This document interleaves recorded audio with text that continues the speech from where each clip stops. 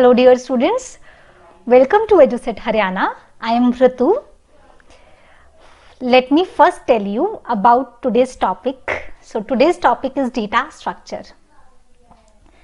In this topic, firstly I'll tell you about the terminology of this topic. Like what is data item, and then what is data structure. Then we will see what kind of different type of data structures are available to us. Like we have two kind of data structure. One is primitive data structure and another one is non-primitive data structure. Primitive data structure में हमारे पास आता है int, float, char, boolean. आपने C या C++ में इन data types को use भी किया होगा, है ना? These are the primitive data structure. And in non-primitive data structure is further divided into two parts. One is linear and another one is non-linear. So linear data structures में क्या आता है आपके पास? Arrays, stack, queue and linked list. Non-linear data structure में आता है trees and graphs.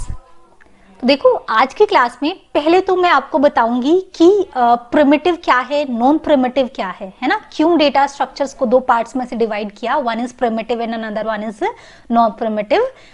Then हम देखेंगे कि नॉन प्रिमिटिव को फर्दर क्यों डिवाइड किया लीनियर एंड नॉन लीनियर में, कि लीनियर डेटा स्ट्रक्चर क्या है और नॉन लीनियर क्या है. फिर हम लीनियर डेटा स्ट्रक्चर को अच्छे से डिस्कस करेंगे जिसमें हम एरे को पूरा का पूरा डिस्कस करेंगे. एरे की टर्मिनोलॉजी क्या होती है, एरे के टाइप्स कौन से होते हैं, जैसे एरे क्या है, what is the, how to declare array, how to define array, then what is the logical structure of array and how the arrays element is stored into memory. It means what is the physical structure of array. Then what is lower bound, what is upper bound, what is the base address, what is the location of any element of array. Then what kind of array is available, like 1D array, 2D array. So everything about array is going to discuss in this lecture. Then at the end of the lecture we will see what kind of questions can come from this topic. Okay, so let's start today's class. तो देखिए students, सबसे पहले मैं आपको बताना चाहूँगी कि data क्या होता है. तो डेटा यहाँ पर जैसे कि मैंने मेंशन किया है, what is data. Data can be defined as an elementary value और the collection of values.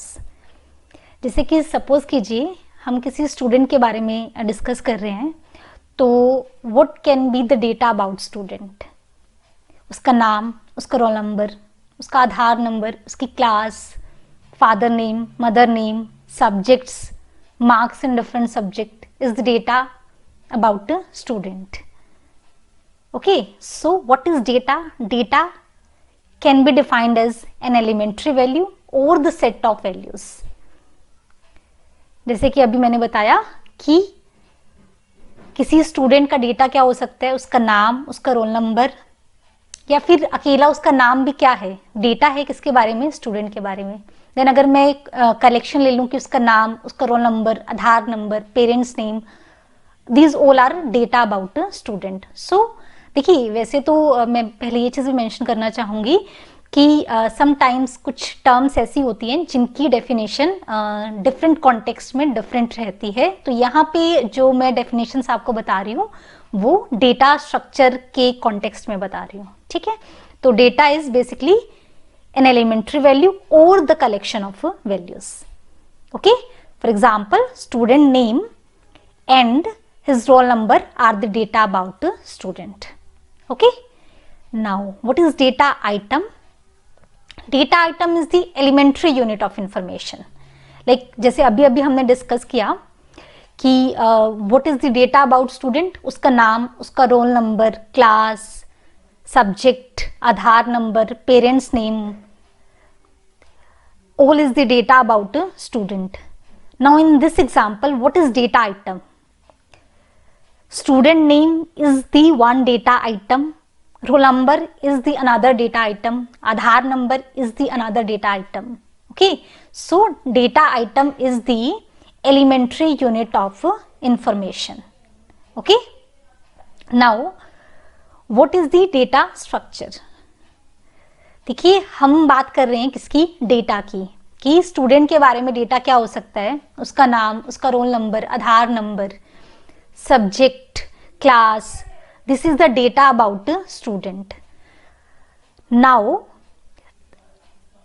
this data can be arranged into multiple way. We can organize, we can store this data into multiple ways.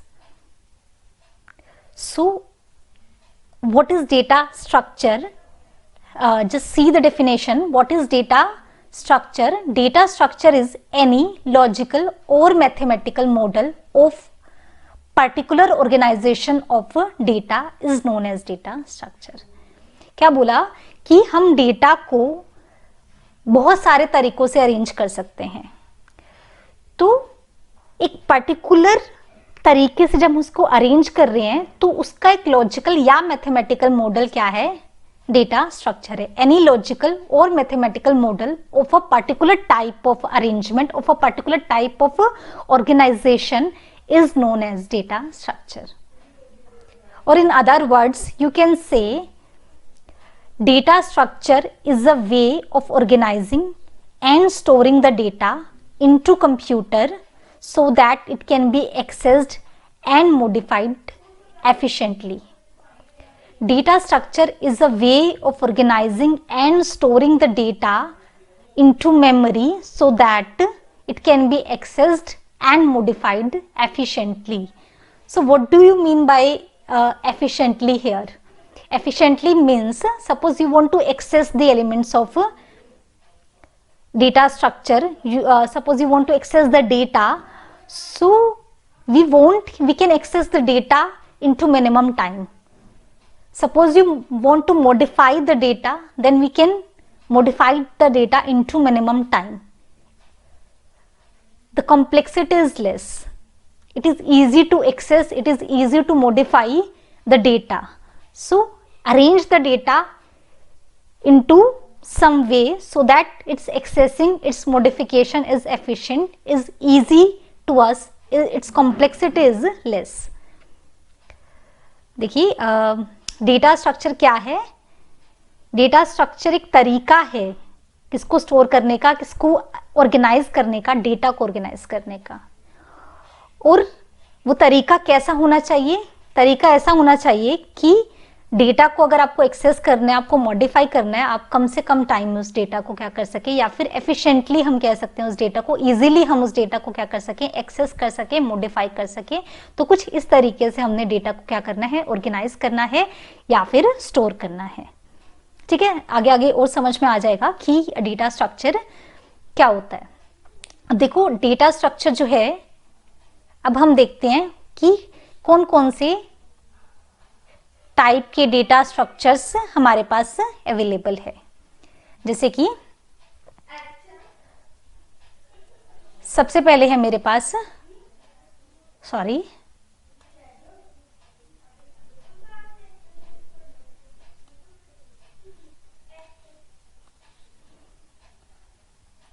there are two kind of data structure. One is primitive data structure. ठीक है, second one is non primitive data structure.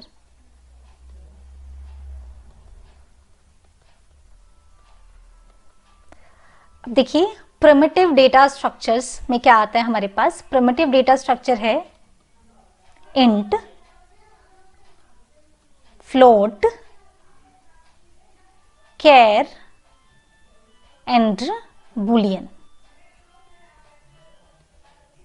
ठीक है, these are the primitive data structure. Then what are the non-primitive data structure? Non-primitive data structures are again are divided into two parts. One is linear data structure and another one is non-linear data structure. Non-linear data structure. Okay, Then in linear data structures there are array, stack, queue and linked list and linked list. Okay, and in case of non-linear data structures there are trees and graphs. Okay, so data structure का ये division है, एक होते हैं primitive data structures, दूसरे हैं हमारे पास non primitive data structures. Primitive में जो आते हैं वो है int, float, char, boolean. Non primitive के अंदर है लीनियर और नॉन लीनियर डेटा स्ट्रक्चर्स। फिर लीनियर डेटा स्ट्रक्चर्स में आता है array, stack, queue, link list, और नॉन लीनियर में आता है ट्रीज एंड ग्राफ्स। तो अब देखना ये है कि प्रिमिटिव, नॉन प्रिमिटिव क्या होते हैं। तो primitives are the basic kind of data structures and non primitives are the data structures that are derived from the primitive data structures.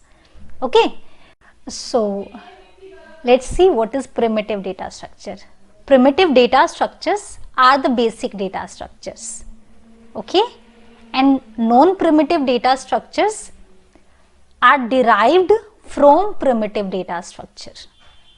Okay, देखिए मे बी अभी जो ये भी जो सब कुछ लिखा है इसके बारे में इतनी क्लियर अंडरस्टैंडिंग आपको ना हो, बट जैसे जैसे इन डेटा स्ट्रक्चर्स को हम डिटेल में डिस्कस करेंगे तब इनकी क्लैरिटी बढ़ती जाएगी। ओके, तो प्रिमिटिव डेटा स्ट्रक्चर्स अभी के लिए आप इतना देख सकते हैं, primitive data structures are the basic data structures, और इन बेसिक डेटा स्ट्रक्चर्स से डिराइव करके जो डेटा स्ट्रक्चर्स हमने बनाए उनको हम कहते हैं क्या, नॉन प्रिमिटिव डेटा स्ट्रक्चर्स।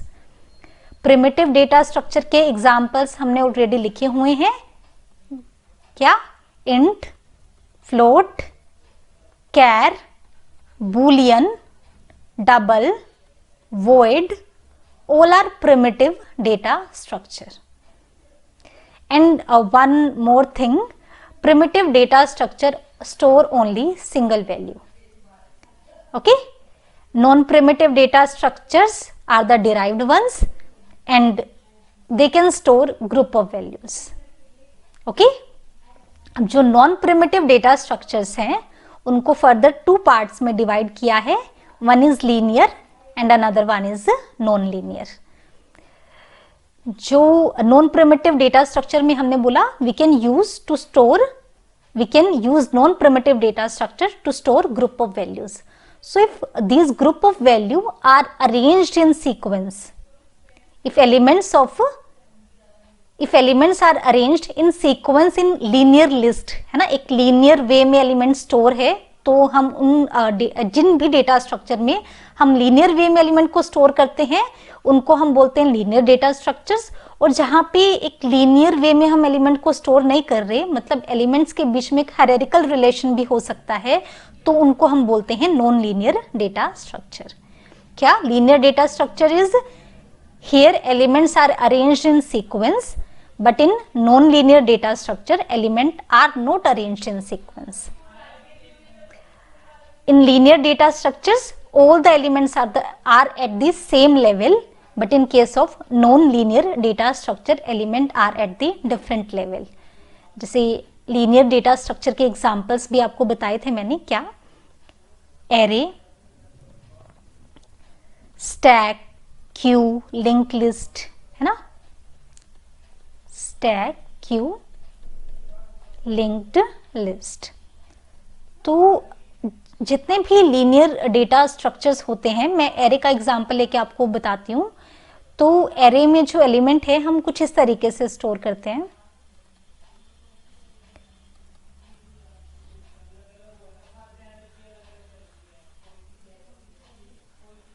एक लीनियर लिस्ट है हमारे पास एलिमेंट्स की, बट जो नॉन लीनियर डेटा स्ट्रक्चर्स होते हैं उनकी में हमारे पास आता है क्या, trees and graphs.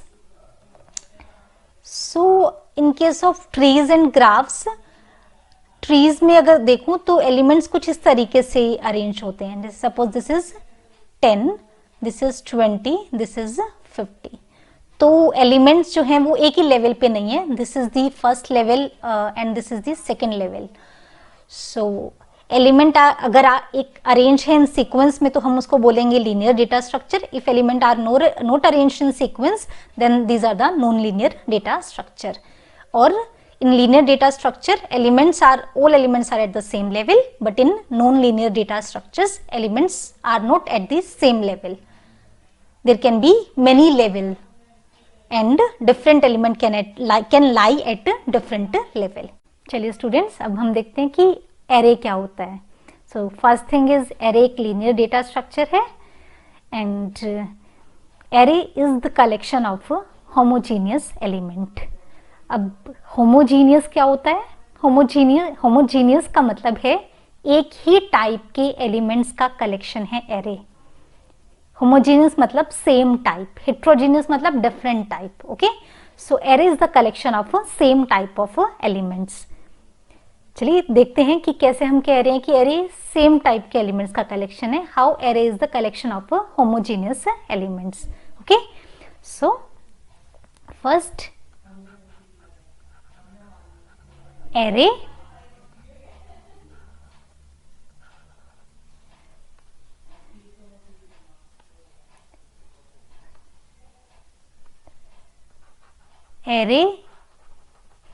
is the collection of homogeneous elements।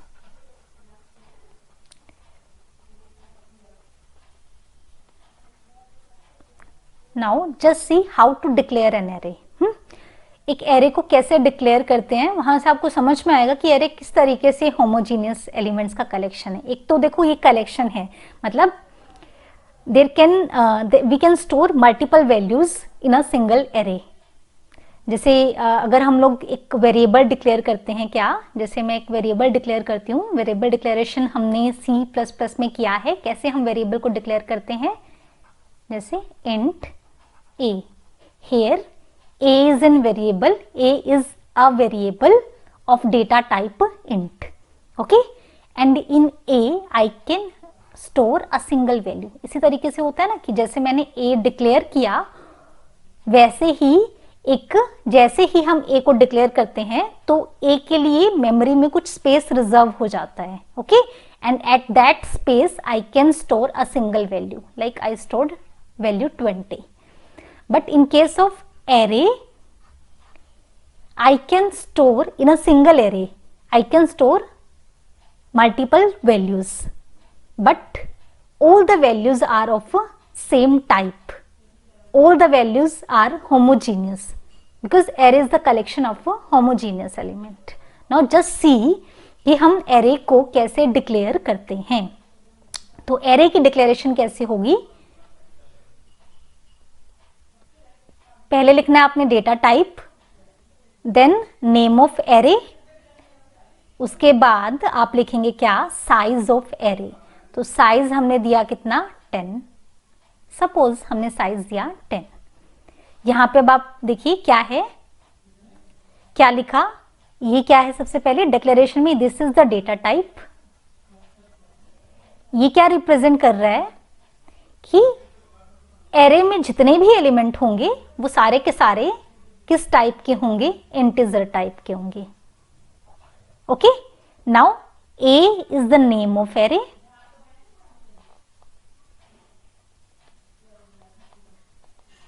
And 10 is the size of array। Okay, so this is the declaration of array। Okay, now just see what is the logical structure of array।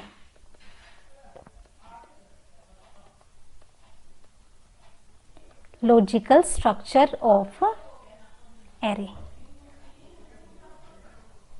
हर चीज को आपने ध्यान से देखना है। देखिए logical structure क्या है एरे का, हमने क्या बोला, एरे का नाम है ए और साइज कितना है 10। तो इस तरीके से 1 2 3 4 5 6 7 8 9 एंड 10।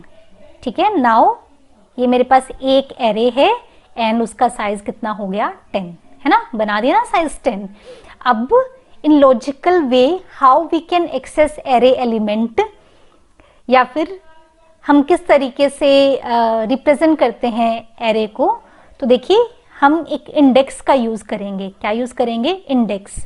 तो मैं लिख देती हूँ इंडेक्स। और एक चीज याद रखना हमेशा, बाय डिफॉल्ट एरे का इंडेक्स जो है वो 0 से स्टार्ट होता है। वैसे तो आप कहीं से भी स्टार्ट कर सकते हैं, है ना, बट बाय डिफॉल्ट अगर वो स्टार्ट होगा तो वो 0 से स्टार्ट होगा। ओके, सो इसलिए मैंने सबसे पहले क्या लिखा, 0 1 2 3 4 5 6 7 8 9। तो 0 to 9 कितने एलिमेंट्स हो गए? टोटल 10 एलिमेंट्स हो गए आपके। ए, अब फर्स्ट एलिमेंट है ना, first element is A0। Suppose A0 पे वैल्यू है क्या? 20।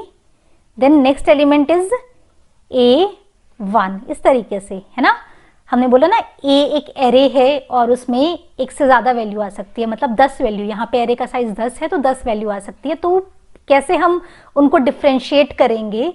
इन logical way, first element is A0, second is A1, third is A2 and the last one is A9. okay, last element is A9.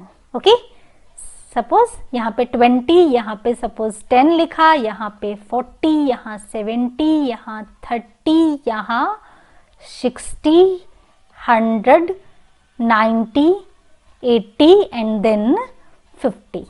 okay, so what is A0? A0 is 20.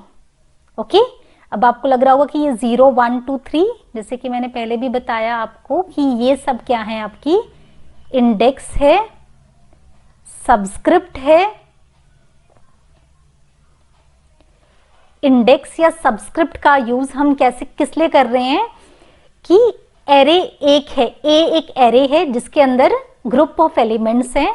तो group of elements को differentiate करने के लिए, एक particular element को बताने के लिए हम इंडेक्स या सब्सक्रिप्ट का यूज कर रहे हैं कि A0 मेरा क्या है? फर्स्ट एलिमेंट है, A1 मेरा सेकंड एलिमेंट है, A2 मेरा थर्ड एलिमेंट है and so on. Okay okay, so this is the logical structure of array.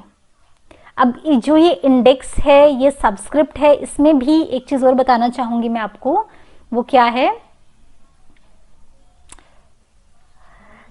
जो मेरे पास फर्स्ट एलिमेंट का जो इंडेक्स है, फर्स्ट एलिमेंट है ना मेरा 20, इसका जो इंडेक्स है उसको कहते हैं हम lower bound. This is lower bound. और जो लास्ट एलिमेंट का इंडेक्स होता है उसको हम कहते हैं upper bound. Okay, what is lower bound? Lower bound. इसी तरीके से upper bound.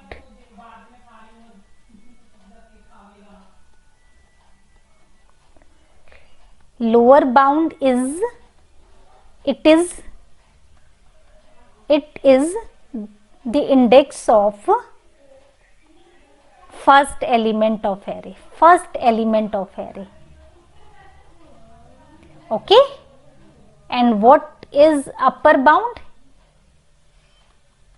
It is the index of last element of array,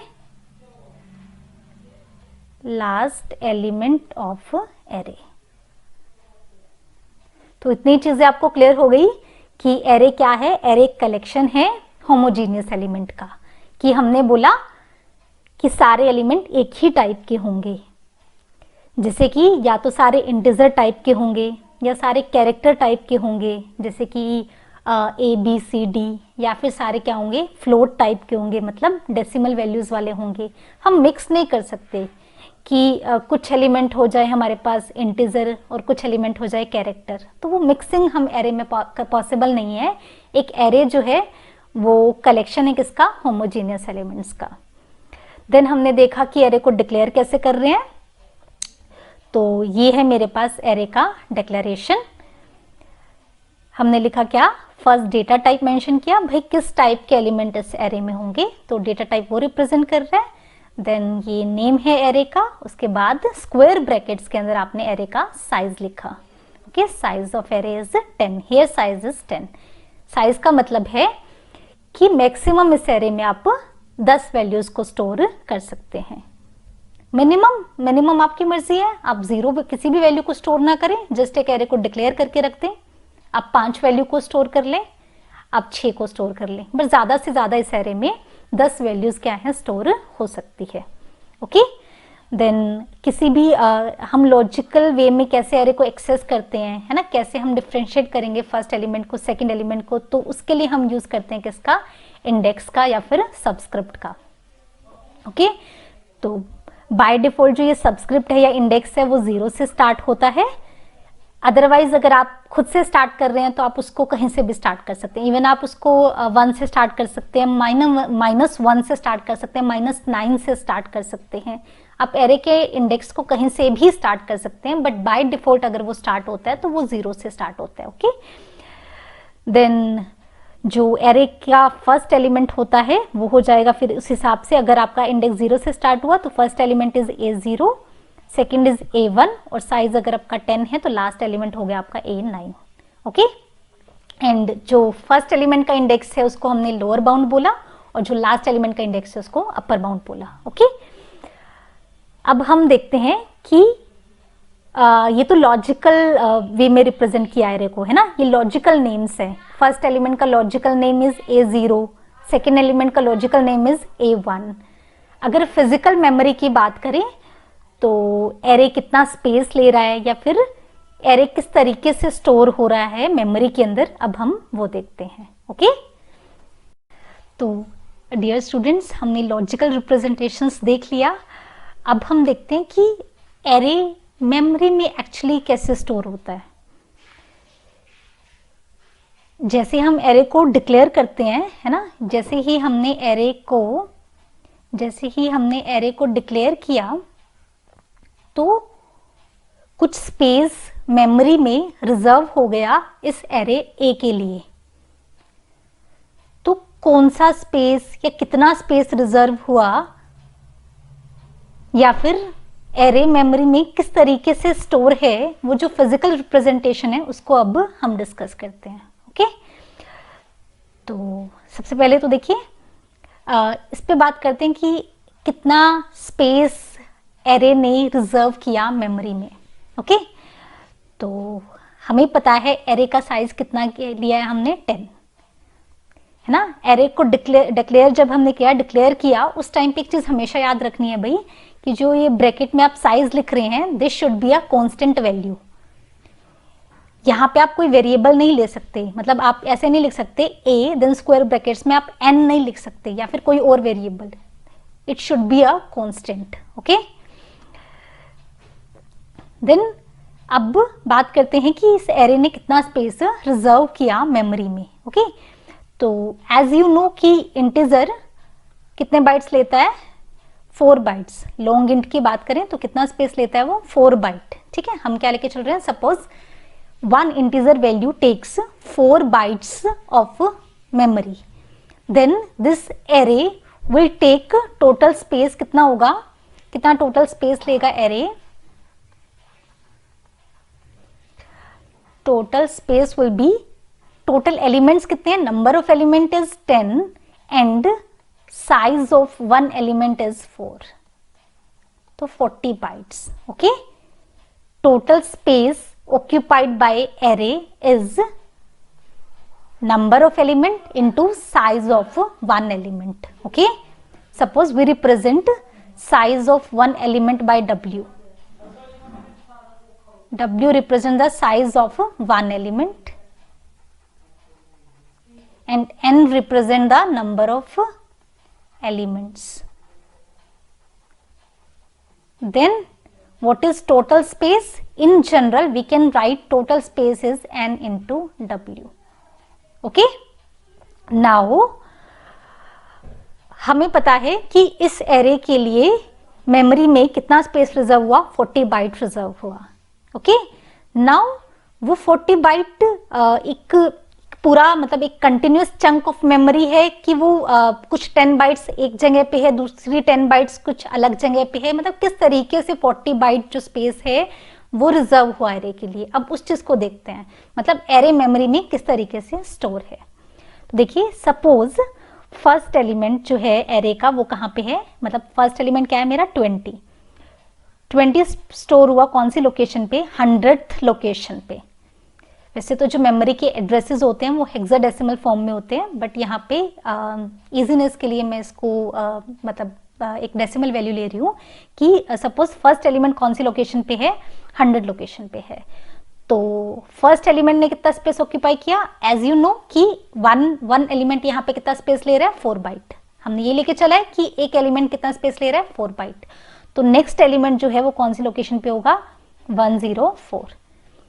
and then next element again 4 byte किसने लिए, कि सेकेंड एलिमेंट ने 4 बाइट्स लिए, तो नेक्स्ट एलिमेंट कौन से पे होगा, 108। एंड नेक्स्ट एलिमेंट कौन से पे होगा, 112, 112th लोकेशन पे। तो एक चीज आप यहाँ पे देख रहे हैं कि एरे के जो एलिमेंट्स हैं वो कैसे स्टोर हुए हैं मेमोरी में। All the element are stored at continuous memory location. तो it is very much important point कि एरे एलिमेंट्स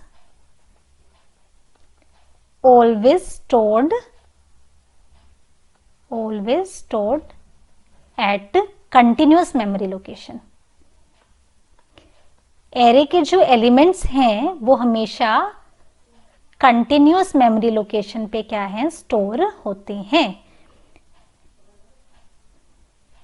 ओके, अगर फर्स्ट एलिमेंट 100th लोकेशन पे है और पहला एलिमेंट 4 बाइट कंज्यूम कर रहा है, तो नेक्स्ट एलिमेंट 104th लोकेशन पे होगा, एंड नेक्स्ट 108th लोकेशन पे होगा, नेक्स्ट 112th लोकेशन पे होगा। इस तरीके से आप बता सकते हैं मुझे नेक्स्ट एलिमेंट कहाँ पे होगा, 116th लोकेशन पे होगा। Okay, clear. फिजिकली कैसे स्टोर है, कंटिन्यूअस मेमोरी लोकेशन पे। ओके, तो ये चीज आपने याद रखनी है कि फिजिकल रिप्रेजेंटेशन कैसे है एरे की, कि array elements are always stored at the continuous memory location. Now तो आपको ये चीज पता लग गई कि एरे के एलिमेंट कंटिन्यूअस मेमोरी लोकेशन पे स्टोर है। तो सपोज आपको फर्स्ट एलिमेंट का एड्रेस पता है कि फर्स्ट एलिमेंट कौन सी लोकेशन पे स्टोर है, 100th, that is the address of first element.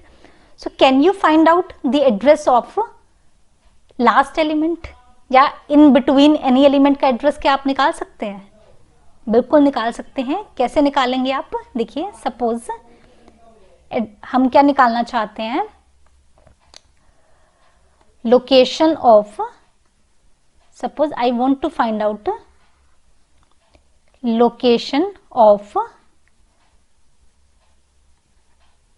A7 element. Okay, मुझे किसकी लोकेशन निकालनी है, 7th एलिमेंट की लोकेशन निकालनी है। तो कैसे निकालेंगे हम, क्या फॉर्मूला यूज करेंगे, बेस एड्रेस। बेस एड्रेस क्या होता है भाई, address of first element of array. What is base address, address of first element of array. So first element का एड्रेस यहाँ पे कितना है, 100, तो यहाँ पे बेस एड्रेस कितना हो जाएगा, 100 हो जाएगा आपका, प्लस। ओके, देन आपने क्या करना है, आई, यहाँ पे आई कितना है, 7 minus lower bound into W। Okay, तो 7 माइनस लोअर बाउंड कितना है, 0 into W। W is the size of 1 element, तो वो कितना है, 4। तो मेरे पास कितना आ गया, 100 प्लस में 28, दैट इज 128। तो लोकेशन क्या होगी 7th एलिमेंट की, 128। देखिए हमने सही लिखा है कि नहीं, इसकी लोकेशन देखिए क्या होगी, 120, इसकी क्या होगी 124, और इसकी लोकेशन क्या होगी 128। तो बिल्कुल सही आंसर आया है हमारा। So this is the formula to find out location of any element of array if you know the base address, lower bound and size of one element of a array, then you can find location of any element of the array.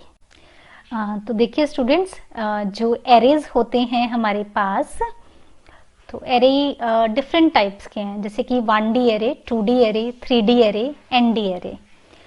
Difference क्या है? 1D array is accessed by a single index. सिर्फ एक index का use करके हम array के element को अगर एक्सेस करते हैं तो वो है 1D एरे. अगर हम 2 इंडेक्स का यूज करके एरे एलिमेंट्स को एक्सेस करते हैं तो वो 2D एरे. 3 इंडेक्स का यूज करके एरे के एलिमेंट को एक्सेस करेंगे तो 3D एरे. इसी तरीके से n इंडेक्स को यूज करके एलिमेंट्स को एक्सेस करेंगे तो ND एरे. ये है declaration of 1D array and this is the declaration of a 2D array. इसी तरीके से आप 3D एरे, ND एरे की भी डिक्लेरेशन लिख सकते हैं. ओके, साइज 1D एरे का size, this is the size of 1D array. 2D array का साइज कितना होगा? 10 into 5. 50 is the size of this 2D array. This particular 2D array का जो साइज है दैट इज 50. इसका मतलब क्या है कि 50 एलिमेंट हम इस एरे में स्टोर कर सकते हैं. और किसी एक एलिमेंट को एक्सेस करने के लिए हम 2 इंडेक्स का यूज करेंगे. सपोज I और J, इन 2 इंडेक्स का हम यूज कर रहे हैं, तो A0 represent the first element, 0th row and 0th column. Okay, इसी तरीके से 3D एरे के एलिमेंट्स को एक्सेस करने के लिए हम 3 इंडेक्स का यूज करेंगे. For example I, J and K. ND array के एलिमेंट को एक्सेस करने के लिए N इंडेक्स का यूज करेंगे. तो इस तरीके से हमने एरे को डिवाइड किया है. 1D एरे को हम लोग वेक्टर्स भी कहते हैं, कुछ फेमस नेम है. ऐसे ही 2D एरे को हम मैट्रिक्स भी कहते हैं, क्योंकि in logical way we represent 2D array in the form of matrix. इस तरीके से हम 2D एरे को बनाते हैं. सपोज हम एक 3x3 का एरे ले रहे हैं, तो कुछ इस तरीके से रिप्रेजेंट करते हैं. 10, 20, 30, 60, 90, 100, 40, 50, 70. सो मैट्रिक्स की फॉर्म में रिप्रेजेंट किया, इसलिए हम इसको मैट्रिक्स भी बोलते हैं. सो डियर स्टूडेंट्स, आज की क्लास में हमने डिस्कस किया बेसिक टर्मिनोलॉजी डेटा स्ट्रक्चर की, and then types of data structure, और एरे डेटा स्ट्रक्चर को हमने पूरा डिस्कस किया. तो नेक्स्ट लेक्चर में हम लोग देखेंगे कि what kind of different type of operation we can apply on data structures, and कुछ और डेटा स्ट्रक्चर्स को भी डिस्कस करेंगे, लाइक स्टैक, क्यू. सो अभी के लिए बाय एंड थैंक यू.